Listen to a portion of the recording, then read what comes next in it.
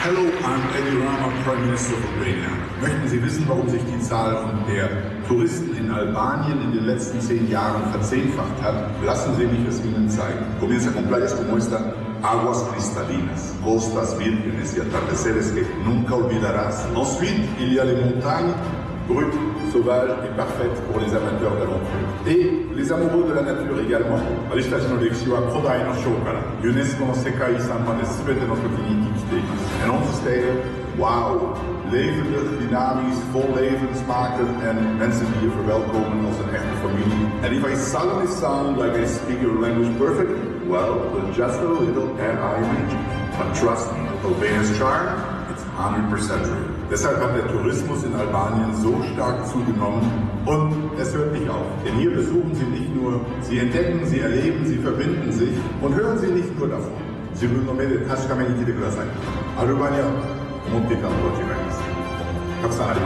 discover Albania beyond expectations. Albania, it's all the senses.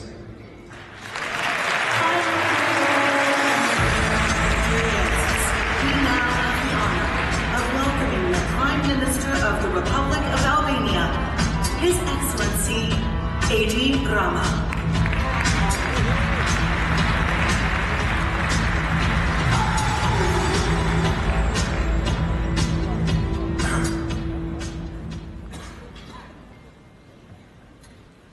Have you ever heard of a law of the land that proclaims our houses belong to God and the guest? Well, such a law was written in medieval Albania and has since become an integral part of the Albanian way of life. It is the essence of what we call Albanity, a term that in English sounds like a harmonious blend of Albania and hospitality. But in Albanian, it means going above and beyond to honor our name, our home, and our guests. The pinnacle of Albanity was demonstrated during World War II, when Albania protected its Jewish guests, becoming the only country in Europe to have more Jews after the war than before. We were, and still are, a nation of Muslims, Christian Orthodox, and Catholics.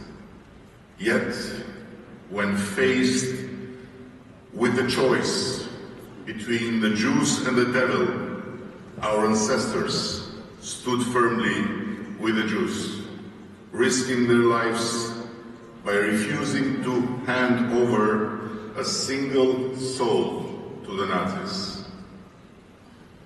Whoever knocks at Albanians' house door represents the will of God, and by opening the door, we welcome a guest that is treated like God. So if you want to feel how it is to be God, come to Albania.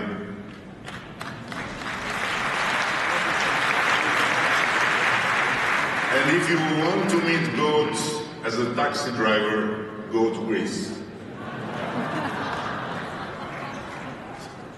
Germany has recently been at the center of global attention due to its elections.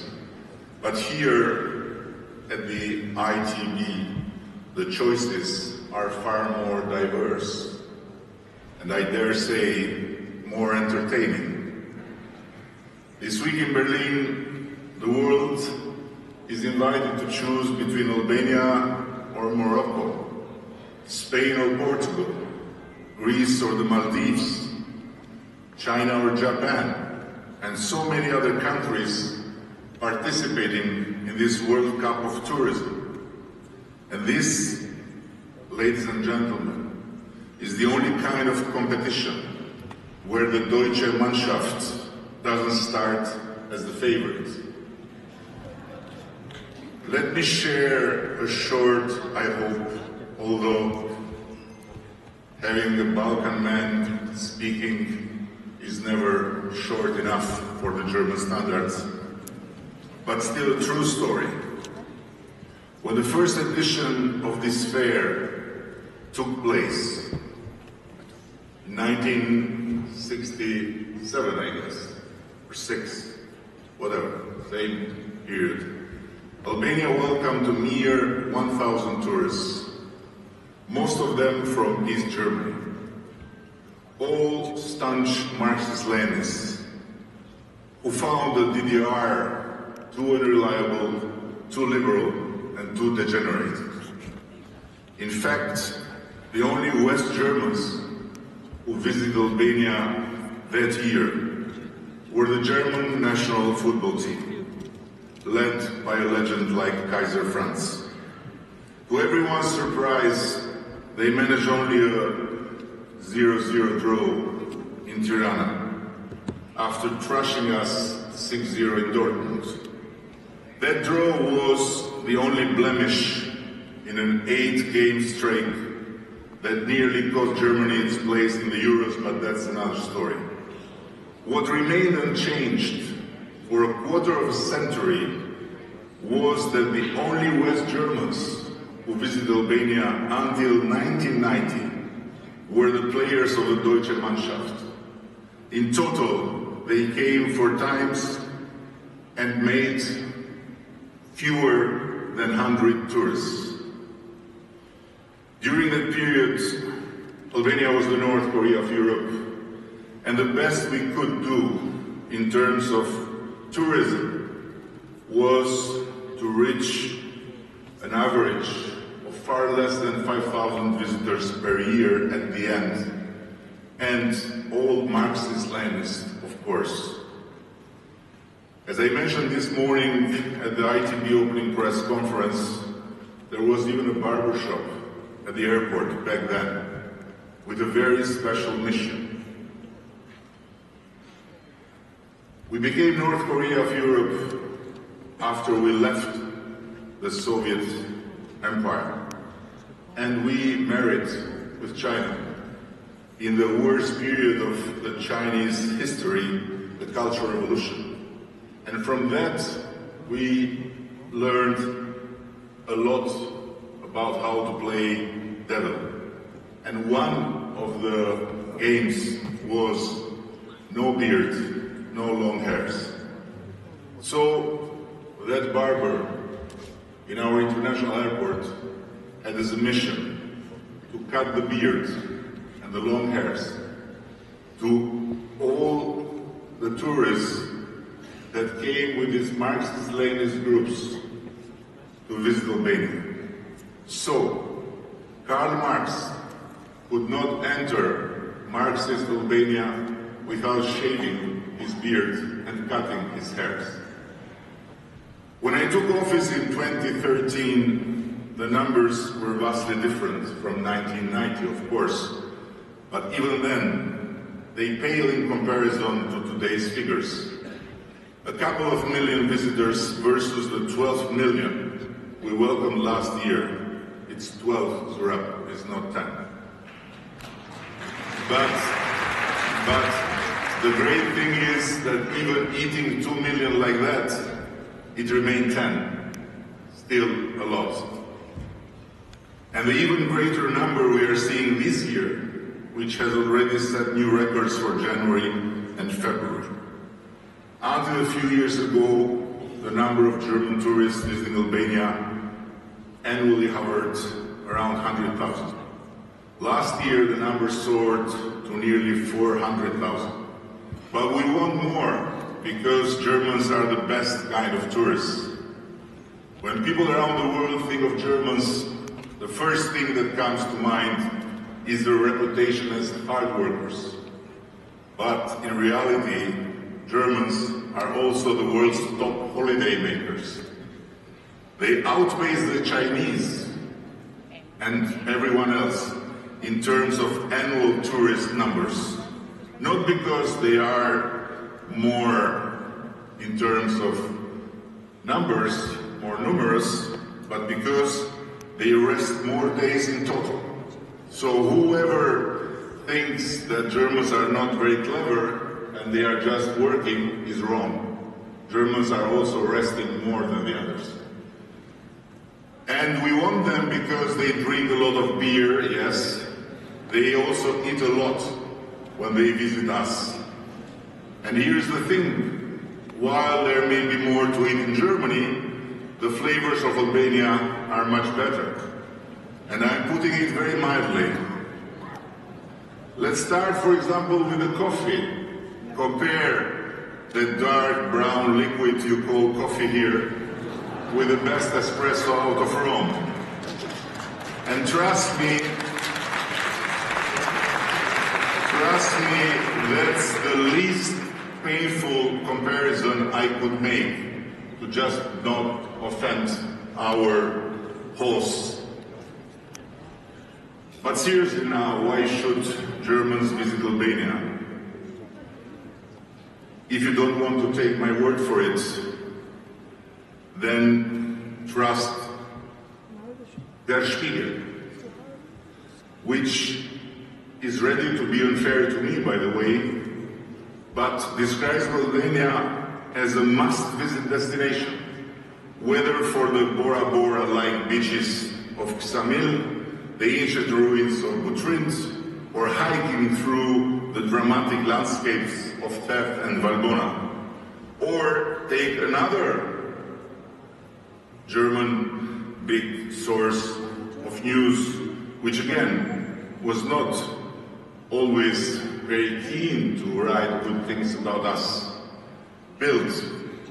Albania is no longer a hidden gem. In 2025, it will become a trending destination for sun and beach lovers. Unlike the overcrowded Mediterranean regions, in Albania you can find quiet beaches and enjoy unspoiled nature. It's a fact, Albania is currently the fastest growing tourism destination in Europe, and in the UN chart is ranking #1 in the world, after a few years hand-to-hand with Saudi Arabia and Qatar, but without the World Cup and without Mecca.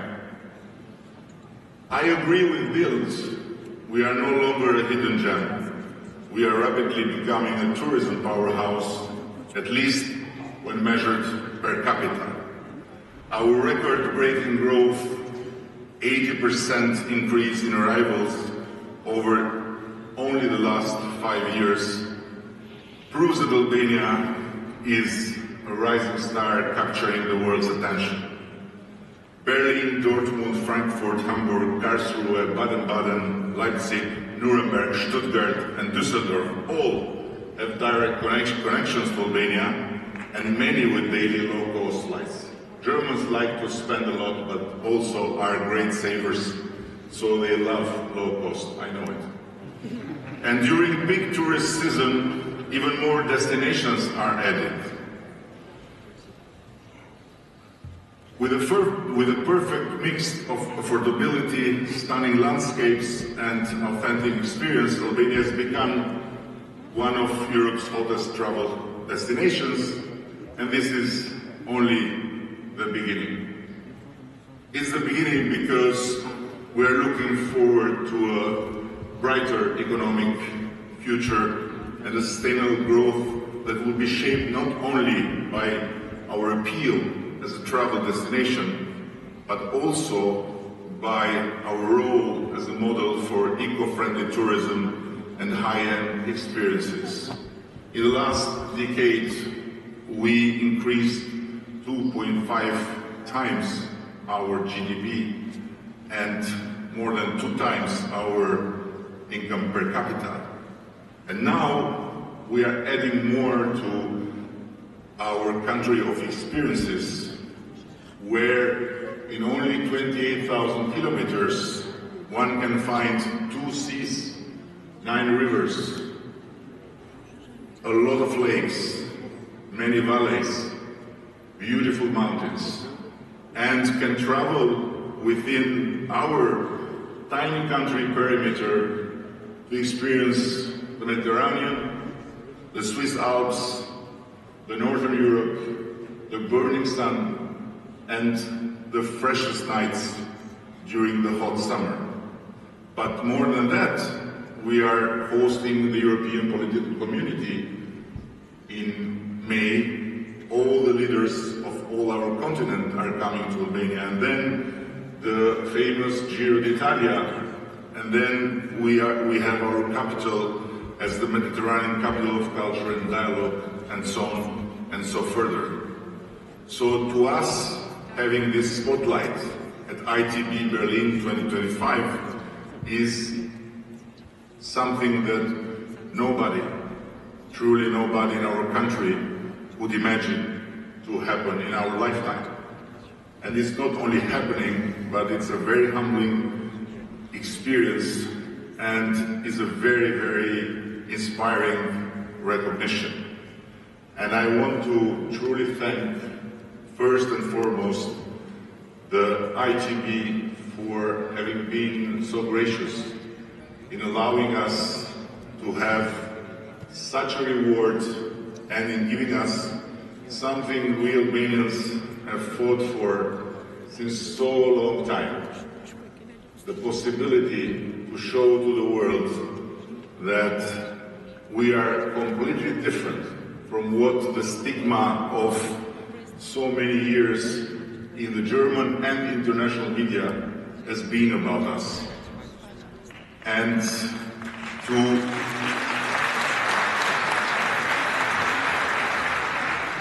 to conclude, let me say that for half a century, like Union Berlin, we didn't get the chance to play in the West.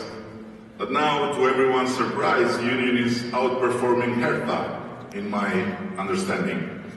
So this is what we ask. We don't ask for favors. We ask just for a fair play.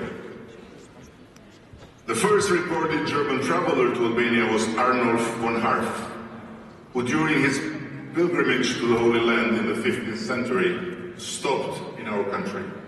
He was so captivated by our unique tradition and language that he documented dozens of typical Albanian words. These words are an extraordinary testament of our rich heritage, part of which is also our language, which is a direct derivation from the Sanskrit and a completely unique branch of the Indo-European tree of languages. And just to give you a flavor, I'm saying thank you in my language, Faleminderit.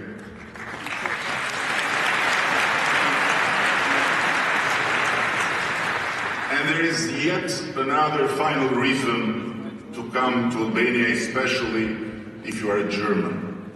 Albania is never boring. Dankeschön.